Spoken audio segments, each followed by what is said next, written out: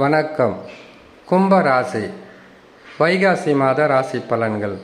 கும்பராசிக்காரர்கள் வைகாசி மாதத்தில் கிரகங்கள் தரக்கூடிய பலன்களும் கிரகங்களால் கிடைக்கக்கூடிய நற்பலன்களையும் பற்றி அறிந்து கொள்வதற்கு முன்பதாக சந்திராஷ்டம தினங்களை தெரிந்து கொள்வது மிகவும் உதவியாக இருக்கும். இம்மாதத்தில் பதிவாகப்பட்டது நாள் கடந்து போட்டதால் சந்திராஷ்டம தினங்களை நீங்கள் சந்திராஷ்டம தினங்களிலிருந்து விலகி வந்திருக்கக்கூடிய நாளாக இருக்கும். ஆகையால் சந்திராஷ்டம தினங்களை சொல்லாமல் பலன்களை மட்டும் தெரிந்து கொள்ளலாம். கும்பராசிக்காரர்களுக்கு பல வகையான கஷ்டங்களும் துன்பங்களும் தாங்க முடியாத பிரச்சனைகள் என்பது கட்டாயம் இருக்கும். கிரக அமைப்புகள் சரியில்லாமல் போய்விட்டாலே எண்ணற்ற பிரச்சனைகளாகவே இருக்கும் வாழ்க்கையில். ஜென்மத்தில் சனி பகவான் சஞ்சாரம் செய்வது என்பது முள்ளின் மீது கால் பதித்தது போல் ஒவ்வொரு நாளுமே வலியும் வேதனையும் பல வகையான துன்பங்களும் அனுபவித்தே ஆக வேண்டும். காரணம் 7.5 சனியில் ஜென்ம சனி. வயதிற்கு தக்கவாறு செய்யும் தொழிலுக்கு தக்கவாறு குடும்பத்தில் இருப்பவர்களை வைத்து உங்களுடைய வாழ்க்கை என்பது போராட்டங்கள் நிறைந்ததா போராட்டங்கள் குறைந்ததா என்பதை உங்களுடைய வயதும் அதற்கு உண்டான பலன்களாகவே இருக்கும். சிறு வயதில் இருப்பவர்களுக்கு குடும்பத்தில் ஆதரவற்ற நிலை, எண்ணற்ற பிரச்சனைகள், உடலால் பிரச்சனை, மனதால் பிரச்சனை, எடுக்கும் முயற்சிகளால் சில பிரச்சனைகள் என்பது சிறு பிள்ளைகள் முதல் திருமணம் ஆவதற்கு முன்பதாக இருந்தால் இத்தகையான செயல்களை சனி பகவான் செய்வார். திருமணமானவர்களுக்குத்தான் தொடர் கஷ்டங்களும் வேதனைகளும் அதிகரிக்கும். காரணம், திருமணமானவர்களுக்கு இரு வீட்டிலும் பிரச்சனைகள் என்பது நித்தமும் சந்திக்கக்கூடிய ஒரு சூழ்நிலையாகவே இருக்கும். சனி பகவான் ஜென்ம ராசியில் சஞ்சாரம் செய்யும் போது நீங்கள் எதிர்பார்த்ததை விட எதிர்பாராத பல கஷ்ட நஷ்டங்களை சந்திக்கக்கூடிய அமைப்பில் மாறிவிடும். எது செய்தாலும் அதில் சில குற்றங்களை கண்டுபிடித்து குறைகளை சொல்லி மனம் நோகும் அளவிற்கு தொல்லைகளும் வேதனைகளுமாகவே இருக்கும். திருமணமானவர்களுக்கு திருமணமாகி குழந்தைகளுடன் குடும்பத்தாராக இருந்தால் எண்ணற்ற மன கஷ்டங்களை சந்திக்கக்கூடிய சூழ்நிலையில் கிரக அமைப்புகள் இருக்கு. இது கிரகங்கள் தரக்கூடியது. இந்த கிரக அமைப்புகளிலிருந்து நமக்கு மாற்றங்கள் வரும்போது தான் வாழ்க்கை என்பது நல்ல பலன்களை தர ஆரம்பிக்கும்.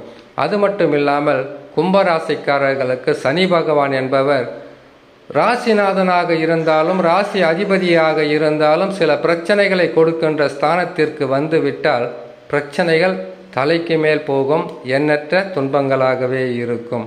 அது மட்டும் இல்லாமல் 2ஆம் இடத்தில் ராகு இருப்பது உங்களுக்கு கொடுத்த வாக்கை காப்பாற்ற முடியாது. பொருளாதாரத்தில் உயர்வு இருந்தாலும் உங்களுடைய தேவைகளுக்கு குறைவாகவே இருக்கும்.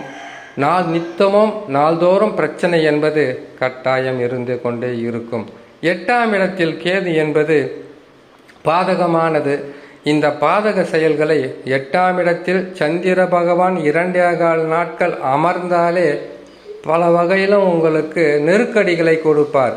அமர்ந்திருப்பது கேது பகவான். கேது பகவான் யார்? கேது பகவான் எந்நாளிலுமே தவறான இடத்திற்கு வந்து விட்டால் பொருளிழப்பு, மான அவமான சம்பவங்கள், குடும்பத்தில் ஒற்றுமை இல்லாத தன்மை, உங்களுடைய வாழ்க்கையில் எதிர்பாராத பல பிரச்சனைகளை சந்தித்தே ஆக வேண்டும் என்கின்ற சூழ்நிலைக்கு ஆகும்.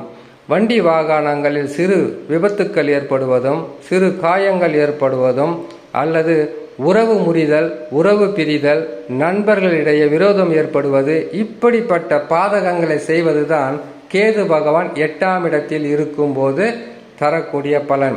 இந்த பலன்களையும் மீறி குரு பகவான் நல்ல இடத்தில் இருந்தால் பாதகங்கள் குறைந்து சாதக பலன்களாக இருக்கும் என்கின்ற நிலையும் மாறி குரு பகவான உங்களுக்கு 4ஆம் இடத்தில் இருப்பது துன்பத்தை தரும். 4ஆம் இடம் என்பது சுகஸ்தானத்தை பாதிக்கக்கூடிய ஒரு நிலையில் குரு பகவான் இருக்கிறார். அனைத்து பிரச்சனைகளுக்கும் ஒரு நேரத்தில் விடிவு என்பது கட்டாயமாக இருக்கும். பொறுமையாக இறை நம்பிக்கையாக சொல்லக்கூடிய பரிகாரங்களை கேட்டு செய்து வந்தால் பாதகங்கள் குறைந்து முன்னேற்ற வழிக்கு வழி பிறக்கும். சரி, வைகாசி மாதத்தில் கும்பராசிக்காரர்களுக்கு ஜென்மத்தில் சனி பகவான் சஞ்சாரம் செய்வது பாதகத்தை தரும் என்று நம்ம முன்னாடியே சொல்லியிருக்கோம். பொறுமையாக இருக்க வேண்டும். பதட்டமும் அவசரமும் அறவே ஆகாது. 2 ராகு, அவருடன் செவ்வாய் சேர்ந்து இருப்பது, செவ்வாய் பகவானும் ராகு பகவானும் இணைந்திருப்பதினால் குடும்பத்தில் சில பிரச்சனைகள் தலைவிரித்து ஆடும். இதற்கு பரிகாரமாக செவ்வாய்க்கிழமை தோறும் துர்க்கையம்மனை வணங்கி வந்தால், அருகில் உள்ள சிவனாலயங்களுக்கு சென்று வந்தால் பாதகங்கள் குறையும். புதனும் சுக்கிரனும் 3ஆம் இடத்தில் மேசராசியில் சஞ்சாரம் செய்வது என்பது உங்களுக்கு சில நேரங்களில் திடீரென்று அதிர்ஷ்டங்களோ அல்லது வருமானங்களோ வரும். அதிர்ஷ்டம் சொல்ல முடியாது, வருமானம் வரும். அது உங்களுடைய தேவைகளுக்கு, உங்களுடைய குடும்ப செலவுகளுக்கு சரியாக இருக்கும். சில நேரங்களில் பற்றாக்குறையாக இருக்கும். சூரியனுடன் இணைந்து குரு பகவான் 4ஆம் இடத்தில் இருப்பது சுகஸ்தானத்தை பாதிக்கும். உடல் நலத்தில் மிக கவனம்.